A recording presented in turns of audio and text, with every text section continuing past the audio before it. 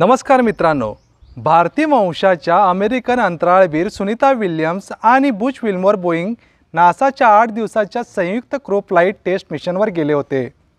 या मोहिमेचा उद्देश बोईंगच्या स्टारलाइनर अंतराळयानाची अंतराळवीरांना अंतराळ स्थानकात नेण्याची आणि परत आणण्याची क्षमता तपासणे हा होता।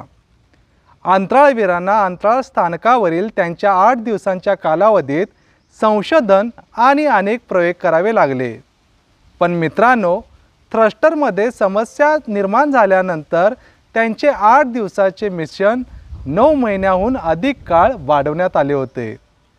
सुनीता विल्यम्स आणि बुच विल्मोर 9 महिने आणि 14 दिवसांनी सध्या पृथ्वीवर परतले आहेत। त्यांच्यासोबत क्रू 9चे आणखी 2 अंतराळवीर निक हेग आणि रशियाचे अलेक्झांडर गोर्बुनोव आहेत। 4 अंतराळवीरांना मंगळवारी म्हणजे 18 मार्च रोजी आंतरराष्ट्रीय अंतराळ स्टेशन म्हणजे ISS सोडले होते। 18 मार्च रोजी सकाळी 8:35 वाजता अंतराळयानाचा दरवाजा उघडला गेला। त्यानंतर 10:35 वाजता अंतराळयान ISS मधून वेगळे झाले। दिनांक 19 मार्च रोजी पहाटे 2:41 वाजता डिऑर्बिट जळण्यास सुरुवात झाली, म्हणजेच अंतराळयानाचे इंजिन कक्षापासून विरुद्ध दिशेने चालवण्यात आले। मित्रांनो, यामुळे अंतराळयान पृथ्वीच्या वातावरणात प्रवेश करू शकले होते। पृथ्वीच्या वातावरणात अंतराळयानाने प्रवेश केला तेव्हा त्याचे तापमान 1650 अंश सेल्सिअसपेक्षा जास्त होते आणि या काळात सुमारे 7 मिनिटे यानाशी संपर्क तुटला होता, म्हणजेच अंतराळयानाशी कोणताही संपर्क झाला नाही।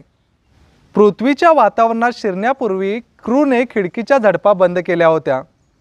ड्रॅगन हे ऑटोमॅटिक मोडवर प्रवास करत होतं, म्हणजे ते स्वतःचा मार्ग स्वतः ठरवतं। क्रू यावर फक्त लक्ष ठेवून होते। W57 हाय अल्टिट्यूड विमानाद्वारे ड्रॅगन फ्रीडमच्या पृथ्वी प्रवासाची समोरची दृश्ये दिसत होती। ड्रॅगन फ्रीडम पृथ्वीच्या वातावरणात शिरल्यानंतर वेगवेगळ्या वेळेत पॅराशूटे उघडण्यात आली। पॅराशूटची पहिली जोडी कॅप्सूल 18,000 फुटावर आल्यानंतर उघडली गेली होती, तर दुसरी जोडी म्हणजे जी काही मुख्य जोडी होती ती 6,500 फुटावर उघडण्यात आली।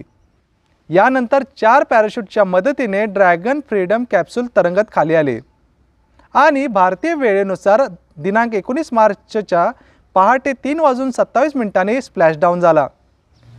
अंतराळवीरांचे कॅप्सूल पहाटे 3:27 वाजता फ्लोरिडा किनारपट्टी जवळील समुद्रात उतरले आणि सर्वांनी सुटकेचा निश्वास सोडला। मित्रांनो, ड्रॅगन कॅप्सूल समुद्रात कोसळल्यानंतर पॅराशूट ऑटोमॅटिकली कॅप्सूलपासून वेगळे झाले। ड्रॅगन कॅप्सूल वेगळे झाल्यापासून ते फ्लोरिडाच्या समुद्रात उतरण्यापर्यंत सुमारे 17 तास लागले होते। हे कॅप्सूल फ्लोरिडाच्या किनाऱ्यावर पडताच अनेक डॉल्फिन मासे त्याच्या आजूबाजूला दिसले, जे जणू अंतराळवीरांचे जणू काही स्वागतच करत होते।